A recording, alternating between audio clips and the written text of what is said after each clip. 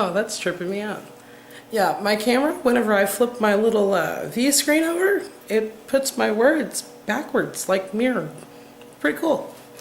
Well, as you know, this is Holly with Tag Team Moms. And Linda's crashed out. I'm burning the midnight oil, if you will. I wanted to do a continuation of my Mastermind video that I just shot. And how to get the right people together has everything to do with if you're going to have a successful mastermind, and if not only you get information, if your viewers are going to get information as well. So like if you're doing a Google Hangout about whatever your company's products are and whatnot, I would suggest that you take a look at this and really stop and consider this. It's not necessarily a good thing to have people that's on the same team as you, or people that are in your exact niche, working, or niche, however you want to say it. I don't know, I'm from the South, it's niche. But it's not necessarily a good thing to only have people from your company with you, if that makes sense. Embrace the thing that, there's one thing that every company needs, whether it be marketing, advertising, training, that's a big one, some ideas and support. Because I've noticed a lot on a lot of the social medias, there's a lot of people that are just blasting their links everywhere, just throwing them in Facebook groups. There's absolutely no value in just dropping your links and running. People don't know who you are. They have no reason to connect with you if you don't give them a reason to connect. And that just irritates me. I mean, it's like if you had your small child sitting out in the yard and, you're watching your kid play out in the yard or whatever, and some creeper comes up and said, "Hey, give this to your mom." You're like, "Dude, what are you doing around my kid?" Well, that's how you need to treat your business. You shouldn't be, just dropping it off and walking away. No, you need to nurture this, because if this is where your passion is, if this is really what you want to do, if you're treating it like, it's an old dress in an old closet or something like that, you're doing it for all the wrong reasons. You have to have passion about what you're doing. And so to get on with what I was talking about, finding people that can come together and do a good mastermind. I've written down some qualities that I feel that would be the most viable good reasons, and you probably can't read these, but I'll read them off to you. I don't know if you can make the screen bigger and see them or not. Getting the right people together. Okay, number one, first and foremost, you need to get all the people together that are going to be in your little mastermind. They need to have the desire, for the success of the idea. No great company was ever founded without a successful idea, right? But you have all these different people that will come in, be it the CEO, the co-founders, the founders, whatever. It takes all these people to make this thing a success, right? So if you're going to be successful in your business, there's nothing wrong with getting some people around the table and say, "Hey, you're successful, teach me your ways," right? Okay, check this out. People who can add value to another's thought. Whether it be you asking the question or them asking you a question, putting you on the spot, or maybe you're putting them on the spot. It's all about the who, what, when, where, whys, and hows. We were all taught this in school, but do we actually viably use it now that we are out of school? Probably not.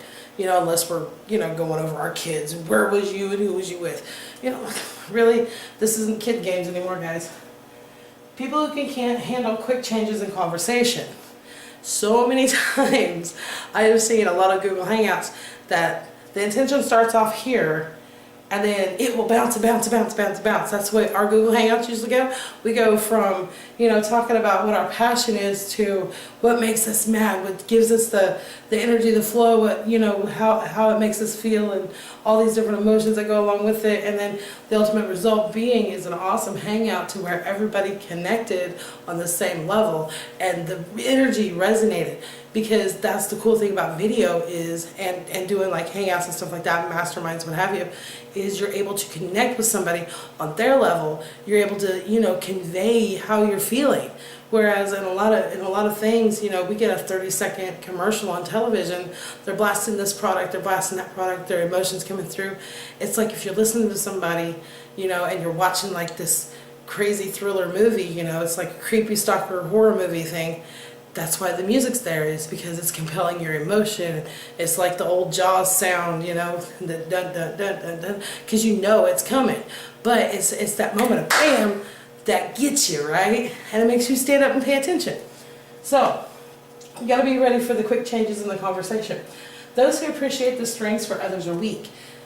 You know, people can have weaknesses and people can have strengths, but whenever you recognize your weakness and you want to turn it into your strength, that's whenever you look at that part of yourself and you have to, you know, really get into it. And that's why a lot of, you know, great business people look to, you know, like I've just been reading John C. Maxwell. You know, the Think and Grow Rich, we actually have a mindset call that's free for anybody if they ever want to get on it, and I'll probably have the information under here if you'd like to see that, or listen in, I should say. You know, you get around leaders and you listen to them, and they can point out where their failures were, and you might be able to see some part of them resonate with you. That's the cool thing about finding a good mentor. You have to find something that resonates with you, where they've been, what they've done, how they've done it, and where they were and where they are now, and how you can connect the dots too. And that's what a good mentor does, is they teach you how to connect those dots, but you're going to have to go through that too. They're not going to sit there and hold your hand. That's just not the way it goes. But whenever you struggle, don't forget the lesson that you learned. So that way you can take that weakness and turn it into your strength. Those who bring out the best thinking in those around them. I'm a person, I will challenge people. I challenge people all the time, you know, step up, try this, do that. You know, I just randomly will go out on Facebook and just randomly, hey, how are you doing? You're awesome, to random people that are in, you know, that are in my chat, because maybe I haven't connected with them for a while, but I'll tell them, hey, you're awesome and I appreciate you. What did you do today? You know, leave them with a little, you know, tidbit of an awesome something, you know, or hey, that was an awesome pic, just drop a comment somewhere. That way you're actually connecting with people and you're keeping people socialized, okay? So you have to have people that can, you know, bring out the part in you, you know. Those who put the team before themselves. There are no egos in business, or at least I don't feel that they should be.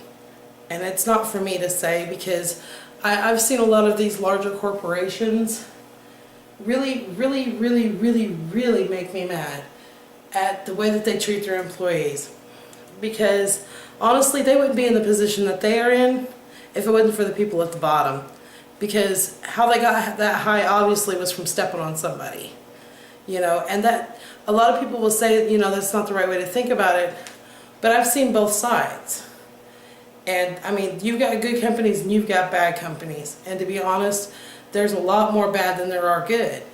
And so whenever, you know, the top executives are using the lower people for the stepping stones, you know, that to me, that doesn't show that they're stronger. That actually shows me that they're very weak, because they don't have, I guess, the fortitude, if that's the right word. I would love to say how I'd really like to say it. Okay, testicular fortitude, to drop some of that ego, dump some testosterone or estrogen, whichever it may be, and get over themselves and realize, granted, you are where you are because you learned what is so hard with dropping your ego and lifting someone else up.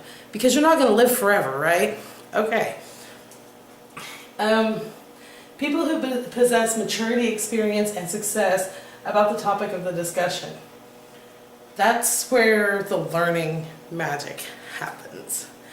Because if you're listening to the leader of your companies, and granted, you've probably heard what their life story 1,000 times, but what you're missing, sure, it might not be the best story, or you've heard it a dozen times, but they're only reiterating that to connect with someone who hasn't quite gotten to hear the story, or maybe they didn't hear that reflective side of the story, or maybe there was more to the story that couldn't be told at the time. So when you listen to the people that, you know, are more mature, more successful, and have more experience, they're telling you their stories of experience in order to teach you the lesson. It's better to learn from their mistakes than to go out and make all the same mistakes and dump all your money into something that, you know, leaves you stranded high and dry, and you don't even know what you did or why you did it, right? You were sold on the hype, not for the sponsorship, not for the mentorship, you know? And so, yeah, connect with those people, listen to the leaders. Don't worry about the bugs flying around in the background. I fortunately don't have any flies today. Normally I've got flies buzzing me about. Don't listen, don't look at the aesthetics of the whole situation. You need to focus on the person, listen to their words, because so much value can be gotten from that if a person was to sit down and just take a moment, to reflect on exactly what's been said. And if you rewind and you listen to it again, you'll soon start to understand where they're coming from and why they're telling you this story. Because eventually, I could go back in time to whenever I was working at an adult bookstore, and I was able to persuade customers to buy more stuff by giving them little small incentives. I would take, 15-20% off of some little low priced item or something like that. Or I tell them, hey, you buy 3 of this thing, I'll give you that one for free, because I knew what was on the backside, the wholesale of it all. But, and then I moved forward in my life and I got my business degree. But does it really matter what I know and what I don't know? At this point, you don't know me from Eve, and I won't go into my story. I'll leave you hanging with that, and we'll get to talk about that later. So you need to learn about the people that have maturity, experience, and success in the company that you're in. Listen to their words. They're not telling you these stories just to be ornery. They're telling you these stories to help you tell a story so you can connect with somebody too. Okay? If you have no experience, use someone else's experience. Works. People who will own and be responsible for decisions. That's a big thing right there. If you make a mistake, own it up. If you're a responsible, mature person about your business, and I've made mistakes many a time. I mean, we was on a hangout the other day and I couldn't even remember this one person's name. I've been doing so much. I did a 3-day stint of online marketing, which is a blast. I love connecting with so many people, but a lot of people I like to connect with are overseas and stuff like that, or down in Australia, and it's really hard to connect with them because we're on different time zones, and at some points we're on different seasons, so it's kind of interesting. But in order to connect with these people, I have to keep some crazy hours, and I'm okay with that. As long as I get a couple hours sleep, I can sleep my coffee beans, right? So, you gotta own up to your issues, and you gotta own your decisions. You could throw out a $300 solo ad and only get maybe 1 sign up. Don't be mad at the person that you bought it from. They don't know what the person's gonna do. And if everybody else has had success, there's only one thing that stands in between your success and them. You know what I'm saying? And 9 times out of 10, it's probably not the product that you're using, or the solo ad provider that you used, or what have you. It probably lies within you and what you lack and what you don't know yet. So don't you know what I'm saying? There's good and bad everywhere, don't get me wrong, I understand that. But sometimes you have to look at the bigger picture, because we only see ourselves one way in a mirror. It's what everybody else sees about us that we have to learn to reflect on. And top, people who leave with a we, not me attitude. I cannot stand to sit in a group of people that are selfish. I hate that, because when we do Google Hangouts, we all share the link. We all share everything. It's on one major channel, but it's okay. We're okay with that. And we've made that conscious decision as to, because I've had my YouTube shut down. I know several others have had their YouTube shut down for various other reasons, and that's okay. So we swap off as to who gets to do what, So that's all good. And last but not least, the question I want to leave you with is, are you consistently including what others have taught you to achieve a compound mastermind result? That's why listening to audios, reading books daily makes all the difference, because that gives you the ability to mastermind with the greats. You know what I'm saying? So when you're reading Think and Grow Rich, when you're reading, Dale Carnegie, if you're listening to Jim Rohn, if you are listening to Tony Robbins, if you're listening to all these people who have been successful, even Donald Trump. That right there, you listen to what he's got to say. He can be arrogant at times, but at the same time, in that whole little bit, if you cut out your ego and listen to him, he's not being arrogant, he's being straightforward. Put up or shut up kind of mentality. Because this day and age, everybody's getting the little, what do we call it? Oh, the ribbon for participation. Whoever thought up that needs to be slapped. I'm sorry. If you earn it, you get the blue ribbon. If you don't, yeah, it's okay to come in second or third, but don't give out the ribbons of participation. It's called life. You ain't going to get one in a coffin, right? Talk to you later.